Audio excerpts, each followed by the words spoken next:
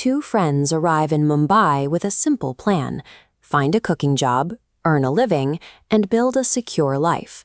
But the reality of the city is harsh, crowded, and utterly indifferent to newcomers. Within days, their meager savings evaporate. Down to exactly 10 rupees, they are denied even a basic plate of street biryani, discovering that a single meal costs 7 times what they have left in their pockets. They are broke and facing real hunger. Out of options, they leverage the one tangible skill they brought from their village, a uniquely flavorful handy chicken recipe. Knowing that millions of other workers in the city are just as hungry and priced out as they are, they make a calculated pivot to feed the working class. This chart shows the standard cost of a meal in Mumbai compared to their new model. By pricing a plate of high-quality handy chicken at just 10 rupees, they completely undercut the 70 rupee market standard. The sheer volume of working-class customers floods their stall, turning a desperate survival tactic into a booming daily business. By solving their own problem of finding affordable food, Rohan and Rajat solved it for their entire neighborhood. Honest labor, scaled intelligently, provided a stable escape from urban poverty. The demand grows so intense that the two founders can no longer handle the rush alone. They are forced to hire an assistant just to keep the fire burning and the plates moving. Amidst the chaos, an old face appears. A childhood friend from their village, now calling himself Rocky, rolls up to the stall. But Rocky hasn't spent his years sweating over a stove. He has somehow acquired sudden immense wealth without participating in the traditional labor system. Rocky hires his old friends to cater a private party at his farmhouse. Overnight, Rohan and Rajat are pulled from the dusty streets and dropped straight into an isolated environment of sprawling estates, exotic luxury cars, and heavy spending.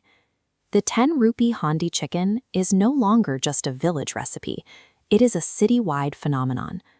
A crowd this large eventually draws the eyes of people who see the bustling stall not as a kitchen, but as a perfect logistical opportunity. At the farmhouse, the contrast is stark. Rohan and Rajat are exhausted, their clothes stained from the heat of the fire, while Rocky's guests float through the evening effortlessly, displaying wealth that is totally detached from physical labor. Watching the guests, Rajat does the math. He realizes that even if he works from dawn until dusk for the rest of his life, selling 10 rupee plates of chicken, it will never generate the kind of money casually parked in Rocky's driveway. The next morning, Rocky offers a solution to that math.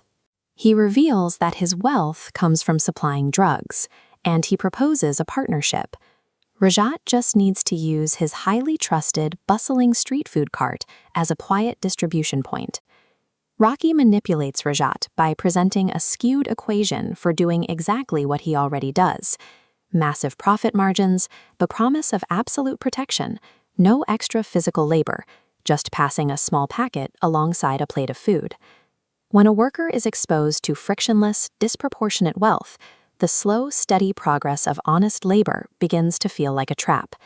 The promise of instant cash quickly overrides years of moral grounding. Our flowchart shows the split operation. Rohan's morning shift generates steady, legitimate revenue.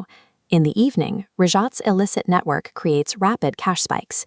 He securely hides sealed drug packets deep inside the cooking vessel, camouflaged beneath simmering food to bypass suspicion. The cash piles up fast. Soon, Rajat rolls up to their modest apartment in a brand new car, brushing off Rohan's questions with a fabricated story about a few lucky breaks in the stock market. Rohan repeatedly warns his friend to stay away from Rocky and stick to the business they built together. But Rajat, intoxicated by his new purchasing power, ignores the advice, becoming increasingly arrogant and willfully blind to the risk he's taking.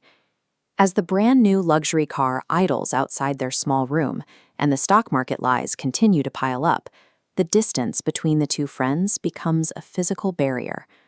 Rajat is no longer working with Rohan. He is working around him to protect a secret his partner would never approve of. The entire operation snaps shut on a routine evening. Tipped off by an anonymous source, the police descend on the street food stall. They bypass the cash register and go straight for the cooking equipment. An officer forces the handy open, digging through the food to extract the hidden packets of narcotics right in front of the crowd. The promised protection is entirely fictional. As the handcuffs go on, Rajat realizes that Rocky has immediately vanished underground, leaving him standing alone to face the weight of the law. Rohan rushes to the station to plead for his friend's innocence, but the legal system deals in physical evidence, not intentions. With the drugs found directly in his possession, Rajat is handed a devastating 6-year prison sentence. The criminal underbelly relies on expendable frontmen. When the structural consequences of those illegal shortcuts finally arrive, the invisible handlers disappear, and the individual is left completely isolated. The two former partners meet one last time, now separated by a permanent physical barrier. The partnership that pulled them out of poverty is officially broken. Gripping the bars, Rajat admits the truth. The intense desire to bypass hard work and accumulate rapid wealth blinded him to the obvious dangers and to the immense value of his friend's wisdom. Rajat's desire for a faster life ended the business that saved them both. The cart is empty, the fire is out, and the honest path they built from nothing has been